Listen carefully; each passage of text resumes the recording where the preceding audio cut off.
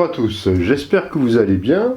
Alors aujourd'hui on va parler de l'affaire des ovnis abattus par l'US Air Force au-dessus du lac Michigan au Canada. Alors là je crois qu'il y a beaucoup de choses à dire parce que on est vraiment en train de passer encore une fois de plus sur une nouvelle expérience de nos chers gouvernements mondiaux. Alors, on va s'expliquer. Je vous ai déjà parlé depuis pas mal de mois, peut-être même pas mal d'années maintenant, qu'il y aurait une phase à un moment donné où ils nous feront croire à une invasion extraterrestre et comme quoi il y aura une réponse évidemment de la part de nos gouvernants. Donc tout ça, ça fait partie d'une incroyable machination. Et donc si l'on constate ce qui s'est passé, alors en sachant quand même, on va rentrer dans les détails après, parce que vous verrez qu'ils sont quand même bien malins. Alors, en sachant que tout ça, ça fait partie... C'est même pas le projet Bluebeam, parce que le projet Bluebeam a été probablement remanié. Disons que c'est une version 2.0 du projet Bluebeam, à part que là, c'est une machination grotesque. Grotesque, mais pour ceux qui sont bien avertis de ce qui se passe, parce que pour le reste du commun des mortels, ça peut paraître très intriguant. Alors, si on prend les faits, il y aurait eu 4 objets volants. Alors, vous noterez bien qu'il parle d'objets volants, mais il ne parle pas d'objets volants non identifiés. Pas tout le temps, hein. Il parle d'objets volants. Parce que si on parle d'objets volants non identifiés, tout de suite, égale OVNI, égale UFO, égale extraterrestre. Mais, néanmoins, le Pentagone n'a pas exclu le fait que ça pourrait être d'origine extraterrestre. Alors, évidemment, c'est un général haut placé qui a dit ça. Évidemment, qui se serait fait recadrer par ses autorités, mais tout ça, ça fait partie d'une mascarade, bien évidemment. C'est-à-dire qu'on va semer un peu le doute, on va semer le fait que, effectivement, on reconnaît sans reconnaître que ça pourrait être une invasion extraterrestre quelque part. Vous voyez ce que je veux dire? Donc une menace, donc on va générer des peurs.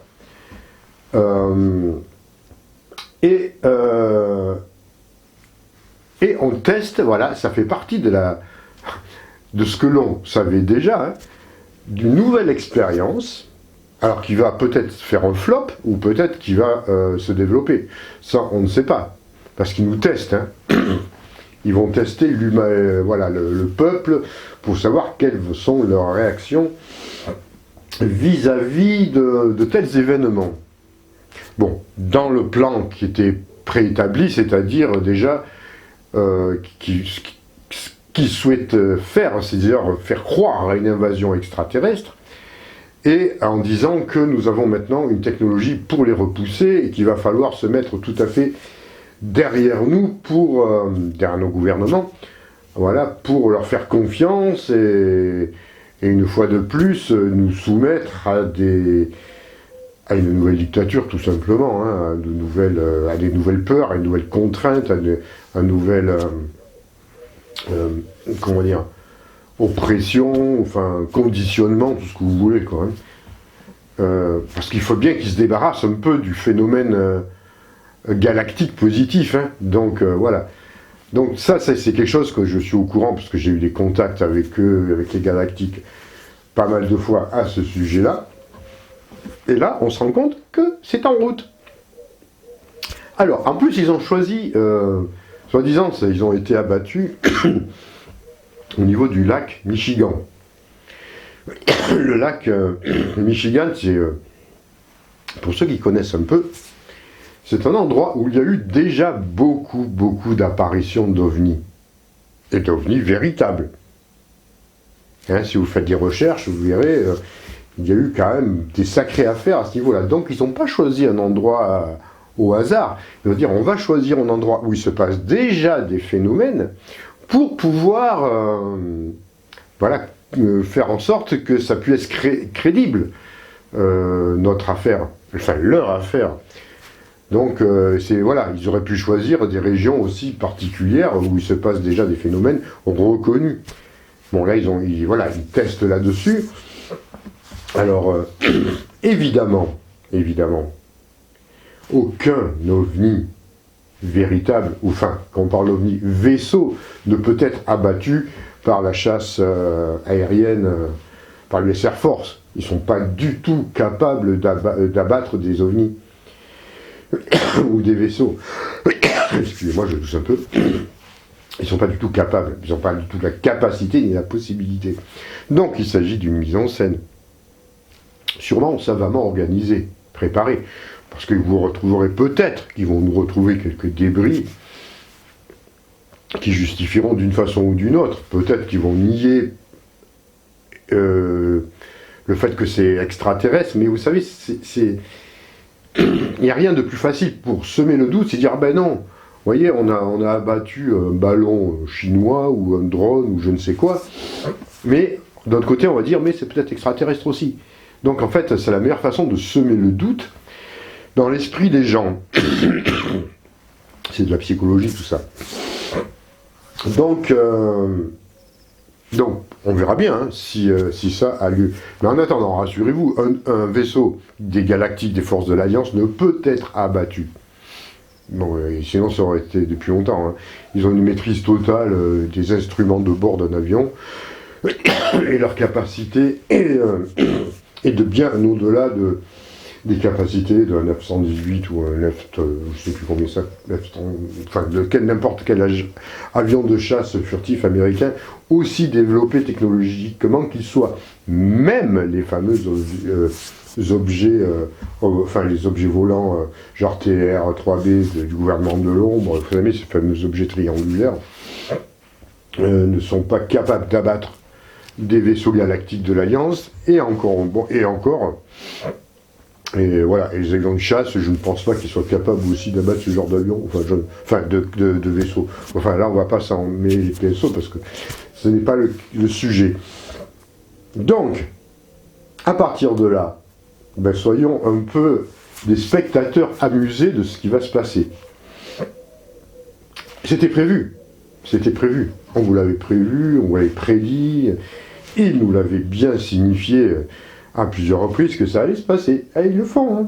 De la même façon que les pandémies devaient avoir lieu, c'était prévu depuis 30 ou 40 ans, voilà, bon, ça a lieu, il y aura peut-être d'autres choses aussi, mais dans ce cas, on retrouve, voilà, ils appliquent. Alors c'est timide hein, pour l'instant, vous voyez, ils testent, hein, ils vont pas nous faire la grande invasion du genre Indépendance Day, hein. Non, pour l'instant ils testent, ils analysent les réactions un peu humaines. Alors c'est marrant parce que dans les médias, j'ai pu un peu regarder la télé, hein, tant soit peu, et finalement il y a eu pas mal de débats concernant est-ce que c'était des ovnis, est-ce que c'était extraterrestre. Alors il y a des sujets intéressants.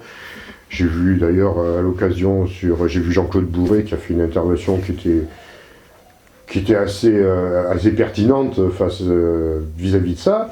Il y a eu d'autres interventions, voilà, dans d'autres émissions qui étaient qui étaient par contre d'un niveau un peu plus bas, ou assez, voilà, on voit que les gens n'ont aucune compétence dans le domaine, mais n'empêche, ils en parlaient. Il y en a même eu, j'ai une autre émission, alors je ne sais plus sur quelle chaîne, où il y avait carrément quelqu'un qui parlait, quelqu'un de haut placé quand même, qui parlait, lui, vraiment d'OVNI, qui parlait même du GEPAN, qui parlait, voilà, de toutes ces choses-là. Donc, petit à petit, ça fait son chemin. Hein, on parle plus de ballons, machin, et certains osent parler, voilà, d'OVNI, et voire, évidemment, d'extraterrestres. Donc, c'est une affaire à suivre, parce qu'elle débute. Peut-être que ça va faire un flop, on ne sait pas, ça dépend de la réaction humaine. Ou alors, peut-être ça va se développer. En tout cas, ça a commencé par l'histoire du ballon chinois. Ils ont vraiment été malins. Hein. On commence par abattre un ballon, soi-disant, chinois. Bon, probablement chinois, ça je suis d'accord. On est tout à fait, les Chinois, bon, peuvent en balancer tant qu'ils veulent, que ce soit espion ou météorologique. Bon, je pense plus que ce soit espion, enfin c'est un peu bizarre. Apparemment, ils n'auraient pas trop la maîtrise des satellites, mais je n'y crois pas trop. Mais en fait, tout ça peut faire partie vraiment d'un scénario, hein, d'un commun accord avec les Chinois, hein, tout à fait possible aussi. Hein. Voilà, on commence par un avion, un ballon furtif on l'abat, puis on l'abat pas, et puis en fait il se fait descendre, on le filme, on récupère même pas les morceaux pour savoir ce que c'est, ou alors on prend notre temps. Enfin, vous voyez, c'est très scénarisé tout ça. Tout ça, c'est parfaitement scénarisé. Et puis maintenant, voilà, on descend quatre objets volants, au-dessus du fameux lac Michigan au Canada, et par l'US Air Force. Bon, peut-être qu'ils ont des accords avec les États-Unis, parce que je trouve que c'est un peu bizarre. Alors, je ne connais pas les accords bilatéraux qu'ils peuvent avoir, mais en tout cas, une chasse d'un pays étranger qui vient abattre des intrus dans un pays libre, je trouve ça bizarre. C'est un peu comme si la chasse française se permettait d'aller abattre des objets en Belgique ou en Suisse ou en Italie. Je trouve ça bizarre, mais bon, peut-être qu'ils ont des accords que je ne connais pas. En tout cas, voilà, on voit bien que c'est bien scénarisé, c'est bien, on voit qu'il y a des accords de passé, que chacun joue parfaitement son rôle dans cette affaire. Alors, évidemment, si l'affaire prend et se développe, ça va donner quoi? Ben, ça va donner tout simplement enfin, la fameuse invasion extraterrestre négative. Voilà, il y a une menace qui se fait. Alors, vous voyez, si vous analysez tout ça, ça s'est fait progressivement, hein, parce que l'US Air Force a lâché des miettes, voilà, mais intelligemment, hein, comme quoi ils avaient déjà filmé des ovnis, il y a eu vous voyez, ils avaient des preuves, ils ont lâché. Mais faut pas être dupe.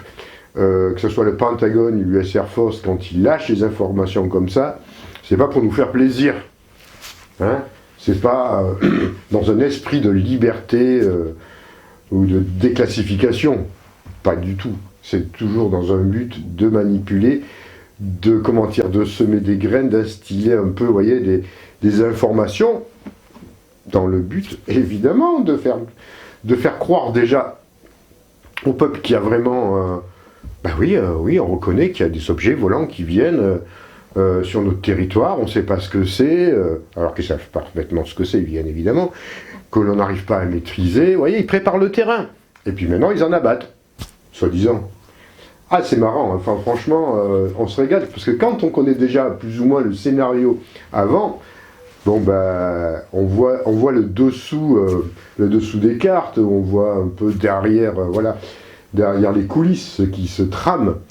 Et du coup, c'est à nous d'apporter l'information et de désamorcer tout ce qui est en train de se passer. Parce que bien évidemment, il n'y aura pas d'invasion extraterrestre dans n'importe quel cas. S'ils avaient voulu le faire, ils l'auraient déjà fait. Et puis, la Terre, ils en ont déjà le contrôle d'une autre façon. Donc, ils n'ont pas besoin d'apparaître comme ça à la dépendance des... Donc, voilà. C'est une affaire, je trouve, assez marrante. Parce que moi, ça me fait toujours sourire, ce genre de choses. Surtout quand on voit les choses. C'est tellement... Quand on connaît déjà ce qui se passe, on voit dans quelle façon ils essayent de se dépatouiller. Dans les façons dont ils essayent de comploter. Parce que les complotistes, c'est pas nous, c'est eux. Hein. Et puis... Donc c'est un côté pour moi un peu comique, vous me direz. Bon, après il faut être quand même vigilant parce qu'on ne sait pas de quelle façon ça peut tourner, parce que le peuple humain, pour certains on est bien préparé, pour d'autres pas du tout. Hein, on ne sait pas. Hein. Donc c'est pour ça qu'il faut continuer à informer sur l'existence des galactiques présents sur Terre, comme j'ai fait dans toutes mes vidéos, et que je continuerai à faire.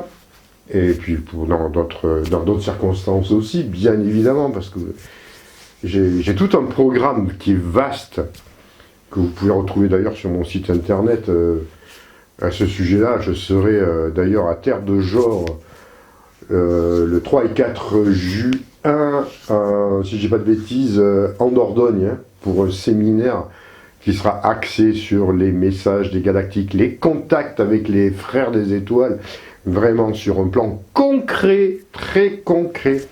Je vous en reparlerai. Mais vous pouvez voir tout ça déjà sur mon site internet, il y a tout dans la description. Et puis voilà, donc gardez votre vigilance, n'ayez pas peur évidemment, parce que on ne sait pas ce qui va se passer, ils peuvent s'appeler plus loin. Rappelez-vous la vague belge dans les années 90, ils avaient fait fort, hein, avec leur machin triangulaire. Ils ne s'étaient pas gênés, il y en avait partout. Hein. Mais voilà, il y aura sûrement peut-être d'autres formes d'apparition. Alors, des vaisseaux, voilà, ils jouent leur rôle. Hein.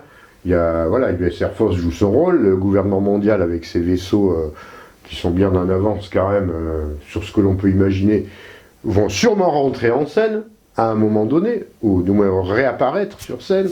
Donc il risque d'y avoir de la confusion, mais rassurez-vous, on est nombreux quand même, ou on est certains en tout cas à être réellement en contact avec des galactiques. Alors là aussi, il va falloir être très vigilant quant aux messages que vous allez recevoir de certains ou de certaines, parce que tout n'est pas net dans à ce niveau-là. Donc il va falloir vraiment user de discernement, mais alors pousser à l'extrême quelque part, pour pouvoir bien analyser et comment dire, recevoir les messages des galactiques ou de pas les galactiques, d'autres choses, hein, parce que ça va probablement aller s'accentuer dans les mois, ou tout du moins autour de ces affaires qui sont générées par l'ombre.